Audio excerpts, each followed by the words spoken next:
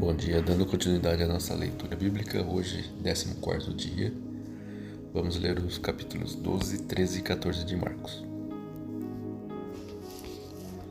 Marcos, capítulo 12, a parábola dos lavradores maus. Então Jesus começou a lhes ensinar por meio de parábolas. Um homem plantou um vinhedo, construiu uma cerca ao seu redor, um tanque de prensar e uma torre para o guarda. Depois arrendou o vinhedo a alguns lavradores e partiu para um lugar distante. No tempo da colheita da uva, enviou um de seus servos para receber sua parte da produção. Os lavradores agarraram o servo, o espancaram e o mandaram de volta de mãos vazias. Então o dono da terra enviou outro servo, mas eles os insultaram e bateram na cabeça dele. O próximo servo que ele mandou foi morto. Outros servos que ele enviou foram espancados ou mortos, até que só restou um, seu filho muito amado. Por fim, o dono o enviou, pois pensou, certamente respeitarão meu filho. Os lavradores, porém, disseram uns aos outros, aí vem o herdeiro da propriedade, vamos matá-lo e tomar posse dessa terra. Então o agarraram, o mataram e jogaram seu corpo para fora do vinhedo. O que vocês acham que o dono do vinhedo fará? Perguntou Jesus. Ele virá, matará os lavradores e arrendará o vinhedo a outros. Vocês nunca leram nas Escrituras, a pedra que os construtores rejeitaram se tornou a pedra angular. Isso é obra do Senhor e é maravilhosa de ver. Os líderes religiosos queriam prender Jesus, pois perceberam que eram eles os lavradores maus e que Jesus se referia. No entanto, por medo da multidão, deixaram-no e foram embora. Impostos para César.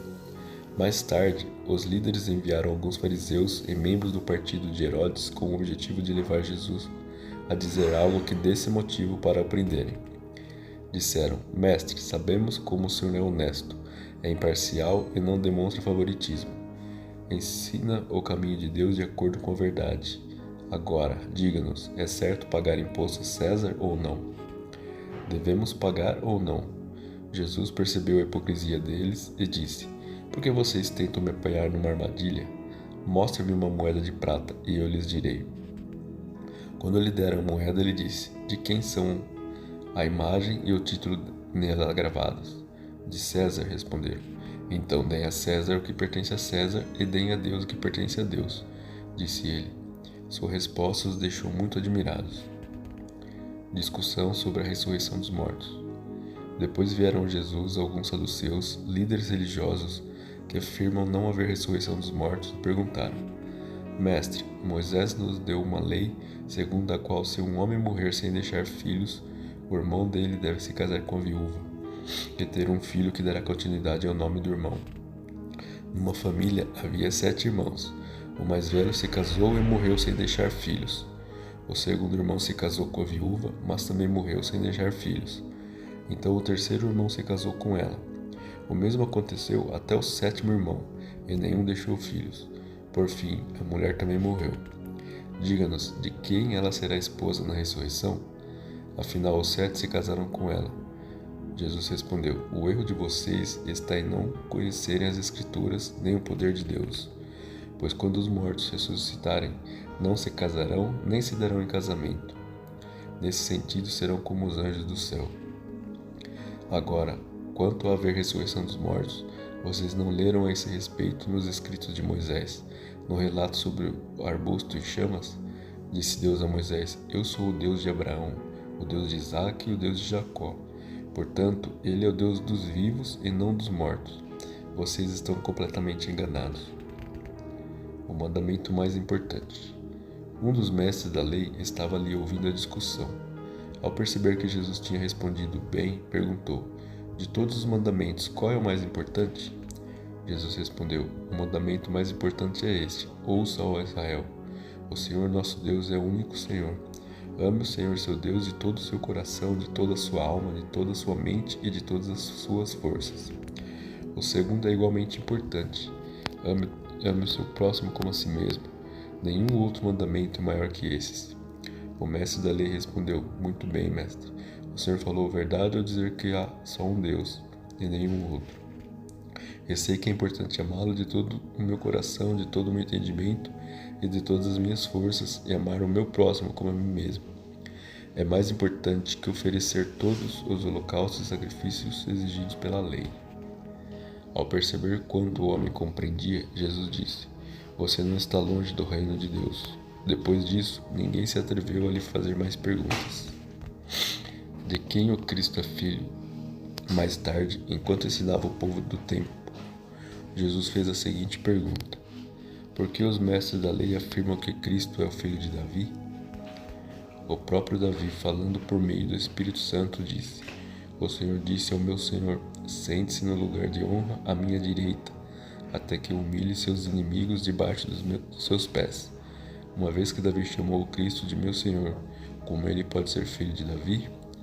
E a grande multidão o ouvia com prazer. Jesus critica os mestres da lei. Jesus também ensinou: Cuidado com os mestres da lei. Eles gostam de se exibir com vestes longas e de receber saudações respeitosas quando andam pelas praças. E como gostam de sentar-se nos lugares de honra nas sinagogas e à cabeceira da mesa nos banquetes.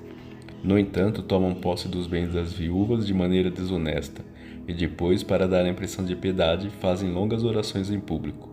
Por causa disso, serão duramente castigados. A oferta da viúva. Jesus sentou-se perto da caixa de ofertas do templo e ficou observando o povo colocar o dinheiro. Muitos ricos contribuíam com grandes quantias. Então veio uma viúva pobre e colocou 2 moedas pequenas. Jesus chamou seus discípulos e disse: Eu lhes digo a verdade. Essa viúva depositou na caixa de ofertas mais do que todos os outros. Eles deram uma parte do que lhes sobrava, mas ela, em sua pobreza, deu tudo o que tinha. Marcos capítulo 13. Jesus fala de acontecimentos futuros. Quando Jesus saía do templo, um de seus discípulos disse: Mestre, olha que construções magníficas, que pedras impressionantes. Jesus respondeu: Está vendo essas grandes construções? Serão completamente destruídas.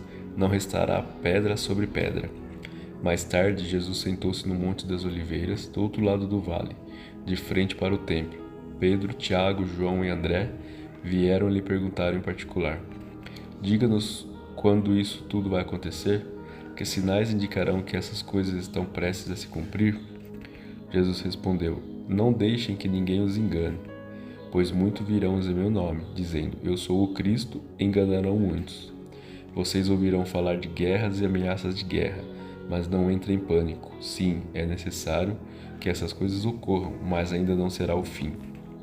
Uma nação guerreará contra outra, e um reino contra outro. Haverá terremotos em vários lugares e também fome. Tudo isso, porém, será apenas o começo das dores de parto. Tenham cuidado, vocês serão entregues aos tribunais e açoitados nas sinagogas. Por minha causa serão julgados diante de governadores e reis. Essa será a sua oportunidade de lhes falar a meu respeito. É necessário primeiro que as boas novas sejam anunciadas a todas as nações. Quando forem presos e julgados, não se preocupem com o que dirão. Falem apenas o que lhes for concedido naquele momento, pois não serão vocês que falarão, mas o Espírito Santo. O irmão trairá seu irmão e o entregará à morte, e assim também o pai ao seu próprio filho. Os filhos se rebelarão contra os pais e os matarão.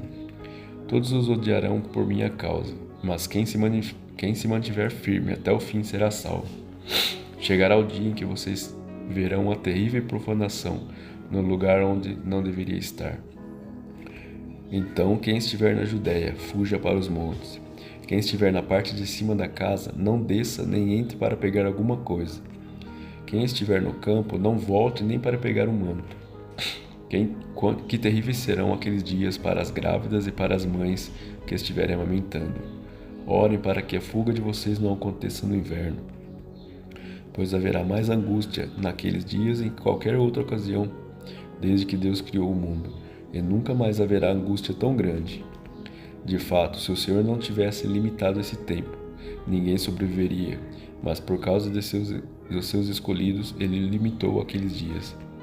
Portanto, se alguém lhe disser: Vejam aqui está o Cristo, ou Vejam ali está ele, não acreditem, pois falsos cristos e falsos profetas surgirão, e realizarão sinais e maravilhas, a fim de enganar, se possível, até os escolhidos.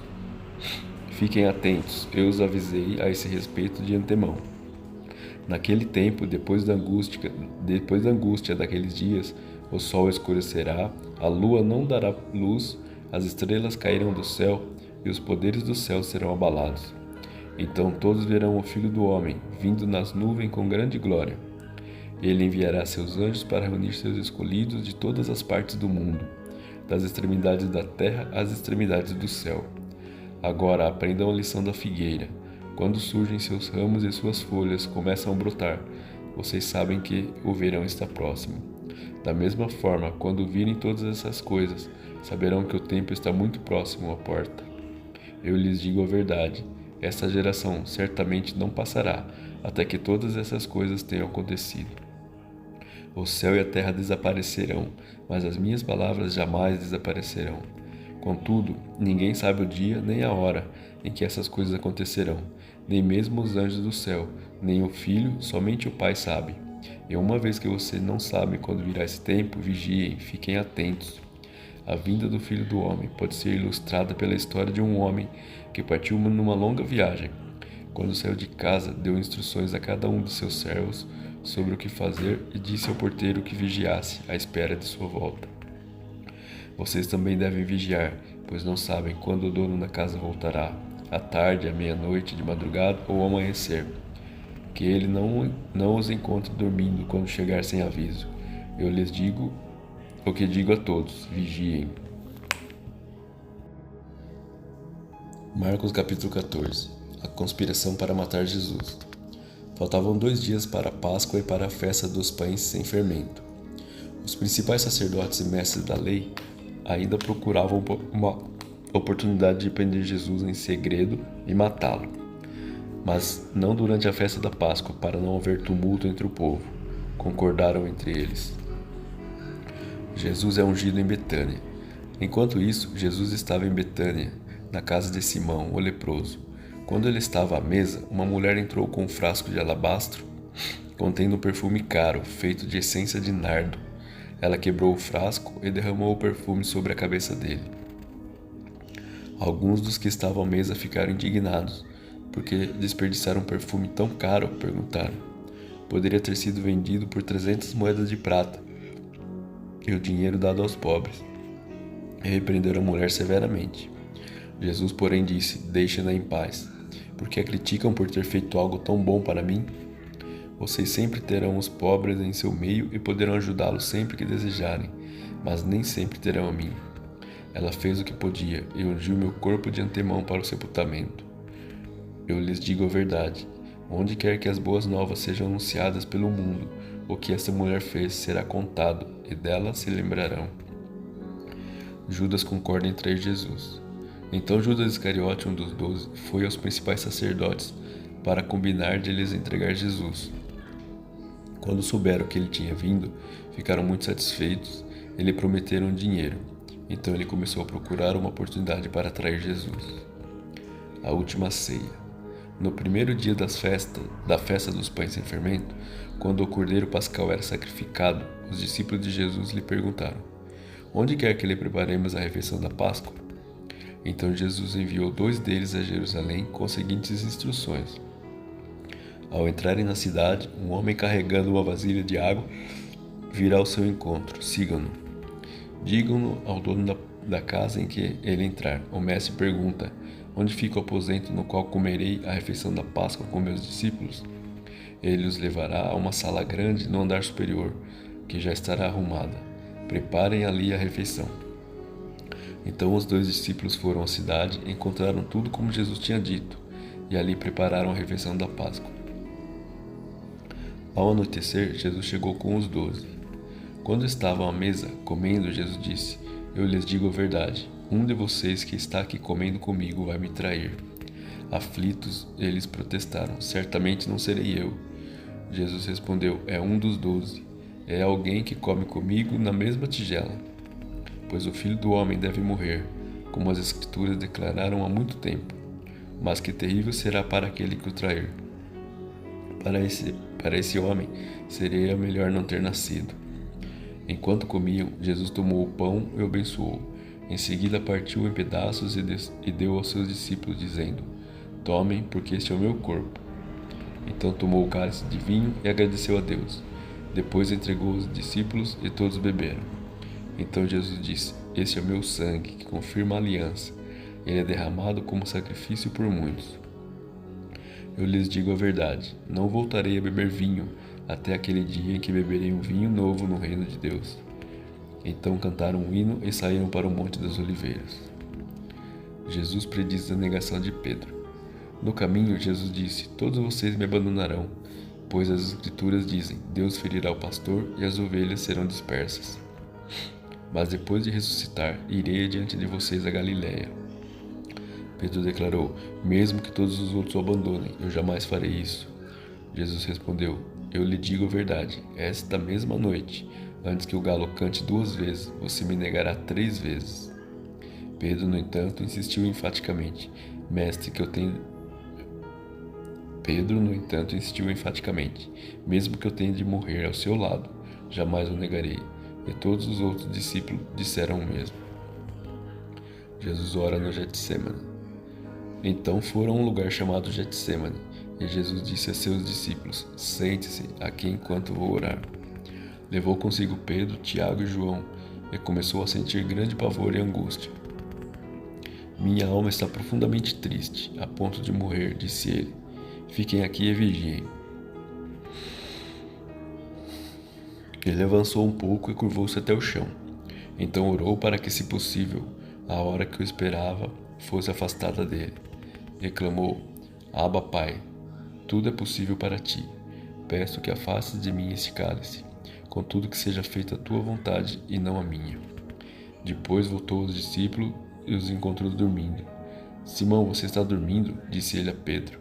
Não pode vigiar comigo nem por 1 hora? Vigiem e orem, para que não cedam à tentação, pois o espírito está disposto, mas a carne é fraca. Então os deixou novamente e fez a mesma oração de antes. Quando voltou pela 2ª vez, mais uma vez encontrou os discípulos dormindo, pois não conseguiam manter os olhos abertos. Eles não sabiam o que dizer. Ao voltar pela 3ª vez, disse: Vocês ainda dormem e descansam? Basta, chegou a hora. O Filho do Homem está para ser entregue nas mãos de pecadores. Levante-se e vamos, meu traidor chegou. Jesus é traído e preso. No mesmo instante, enquanto Jesus ainda falava, Judas, um dos 12, chegou com uma multidão armada de espadas e pedaços de pau. Tinham sido enviados pelos principais sacerdotes, mestres da lei e líderes do povo. O traidor havia combinado com eles um sinal. Vocês saberão a quem devem prender quando eu o cumprimentar com um beijo. Então poderão levá-lo em segurança. Assim que chegaram, Judas se aproximou de Jesus. Rabi, exclamou ele, e o beijou, e os outros agarraram Jesus e o prenderam. Mas um dos que estavam com Jesus puxou a espada e feriu o servo do sumo sacerdote, cortando-lhe a orelha. Jesus perguntou: Por acaso sou um revolucionário perigoso para que venham me prender com espadas e pedaços de pau? Por que não me prenderam no templo? Todos os dias estive ali, no meio de vocês, ensinando, mas essas coisas estão acontecendo, para que se cumpra o que dizem as Escrituras. Então todos o abandonaram e fugiram. Um jovem que o seguia vestia apenas um lençol de linho. Quando a multidão tentou agarrá-lo, ele deixou para trás o lençol e escapou nu. O julgamento de Jesus diante do conselho. Levaram Jesus para a casa do sumo sacerdote, onde estavam reunidos os principais sacerdotes, os líderes do povo e os mestres da lei. Pedro seguia Jesus de longe e entrou no pátio do sumo sacerdote. Ali sentou-se com os guardas para se aquecer junto ao fogo. Lá dentro, os principais sacerdotes e todo o conselho dos líderes do povo tentavam sem sucesso encontrar provas contra Jesus, para que pudessem condená-lo à morte. Muitas testemunhas falsas deram depoimentos, mas elas se contradiziam. Por fim, alguns homens se levantaram e apresentaram o seguinte testemunho falso: Nós ouvimos dizer: destruirei este templo feito por mãos humanas, e em 3 dias construirei outro, não feito por mãos humanas. Mas nem assim seus depoimentos eram coerentes. Então o sumo sacerdote se levantou diante dos demais e perguntou a Jesus: Você não vai responder essas acusações? O que tem a dizer em sua defesa? Jesus, no entanto, permaneceu calado e não deu resposta alguma. Então o sumo sacerdote perguntou: Você é o Cristo, o Filho do Deus bendito? Eu sou, disse Jesus. E vocês verão o Filho do Homem sentado à direita do Deus poderoso e vindo sobre as nuvens do céu. Então o sumo sacerdote rasgou as vestes e disse: Que necessidade temos de outras testemunhas? Todos ouviram a blasfêmia. Qual é o veredito? E todos o julgaram culpado e condenaram à morte. Então alguns deles começaram a cuspir em Jesus. Vendaram seus olhos e lhe deram socos. Profetize para nós, zombavam. E os guardas lhe davam tapas enquanto o levavam. Pedro nega Jesus. Enquanto isto, Pedro estava lá embaixo no pátio. Uma das criadas que trabalhava para o sumo sacerdote passou por ali e viu Pedro se aquecendo junto ao fogo. Olhou bem para ele e disse: Você é um dos que estavam com Jesus de Nazaré. Ele, porém, negou: Não faço a menor ideia do que você está falando. Disse e caminhou em direção à saída. Naquele instante, o galo cantou. Quando a criada ouviu ali, começou a dizer aos outros: Este homem com certeza é um deles. Mas Pedro negou novamente. Um pouco mais tarde, alguns dos galileus que estavam por lá confrontaram Pedro, dizendo: Você deve ser um deles, pois é galileu. Ele, porém, começou a praguejar e jurou: Não conheço esse homem de quem vocês estão falando. E no mesmo instante, o galo cantou pela segunda vez. Então Pedro se lembrou das palavras de Jesus: Antes que o galo cante 2 vezes, você me negará 3 vezes. E começou a chorar. Finalizamos assim a leitura do 14º dia. Vamos orar? Pai amado, obrigado, Deus, por mais um dia de vida. Obrigado, Senhor, por esta manhã. Obrigado pela Tua palavra. Abençoa cada um de nós, ó Deus, revela-nos a Tua palavra a cada dia. Ensina-nos, ó Deus, o Teu caminho, nos fortaleça com Teu Espírito, Pai. Derrama das Tuas graças sobre nós. Abençoa cada dia, o dia de cada um. Abençoa, Senhor, o trabalho. Em nome de Jesus, é que nós te oramos, te louvamos e te agradecemos, ó Deus, em nome de Jesus Cristo. Amém.